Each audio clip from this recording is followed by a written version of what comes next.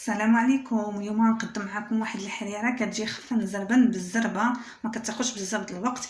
بالنسبه للمقادير، عندي الحمص، عندي مطيشه 5 ديال المطيشات الصغار، عندي بصله بيضه كبيره، عندي قزبور ومعدنوس مع الكرافس كان عندي في المجمد، عندي زلافه ديال العدس فزقتها مع مرش. وبالنسبه للتوابل راه معروفين، عندي الملحه، البزار، الخرقوم البلدي، شويه ديال السكينجبير والقرفه كيعطي مذاق زوين. على بركه الله غنبداو وناخذوا الكوكوط ديالنا كما كتشوفوا. غندير فيها الحمص لي فازك ومنقي كما كتشوفوا، محيده ليه القشره ديالو كما كتشوفوا. الحمص راه فازك نقي. غادي ندير البصله هكا كما كتشوفوا صحيحه، وغندير مطيشه.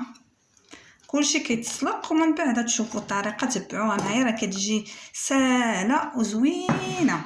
بالنسبه للمقادير غندير الملحه هي شويه، باش شويه الملحه. غندير شويه ديال الزيت،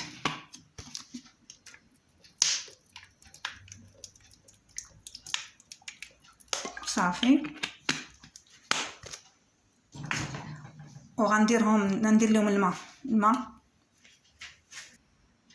وغندير الماء. ما غنديرش التوابل دابا، غنسلقيه هكايا. ندير غير شويه ديال الماء سخون، غير شويه، وغنقفل عليها وغنديرها تسلق. لما تسلق الطيشه وانتم غتشوفوا الطريقه راه ساهله وكتجي الحريره غزاله كتجي الحريره. غنديرها فوق البوطه تسلق ومن بعد غنوريكم غنكمل معكم. بعد كما كتشوفوا خديتها واحد 10 دقائق لما تسلقات مطيشه.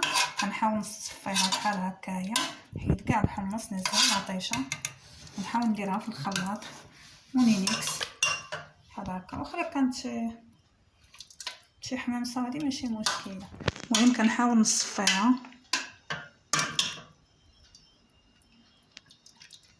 بصله كذلك، صافي غنصفيها كامله. من بعد من حيدنا مطيشه وبصله درتها طحنتها في المينيكس، خليتها هي الاخرى. دابا غادي نضيف العدس عندي في الزكتو،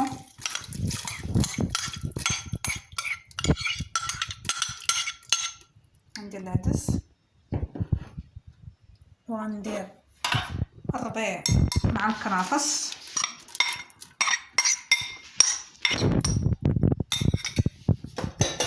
دابا غنضيف التوابل. دابا في هذه اللحظه غندير التوابل: معلقه ديال الخرقوم،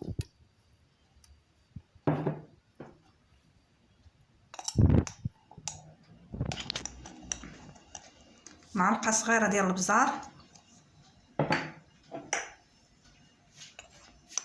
معلقه ديال السكينجبير،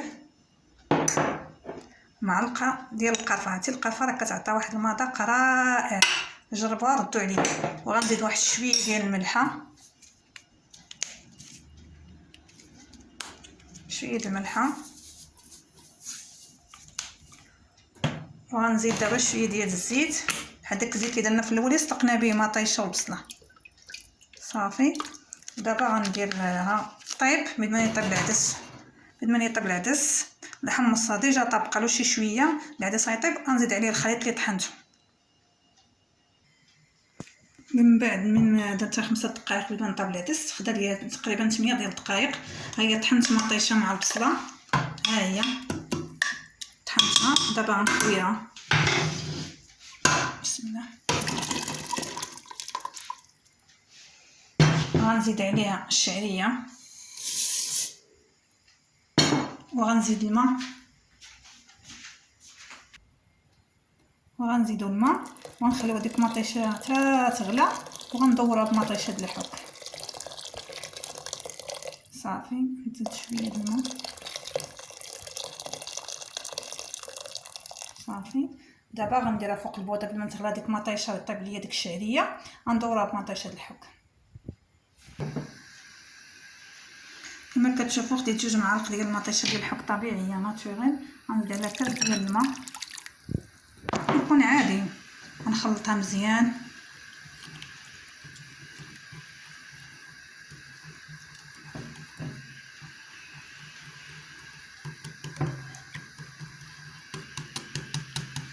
بعد هكا ما خلطتها غنزيدها على الحريره. من بعد انا نبدا نديرها هكا، نضيف شويه بشويه على الحريره وانا كنخلط، نضيفها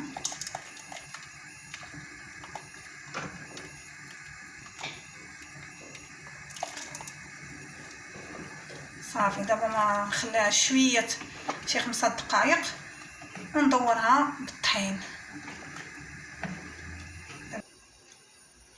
دابا ندير ناخذ الطحين مع كاس ديال الماء يكون بارد ونخلطو مزيان باش ندورو به الحريره.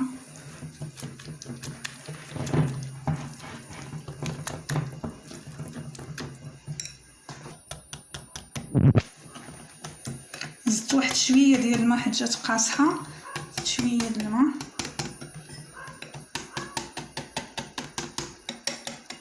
دابا نحاولوا نصفيو هنايا.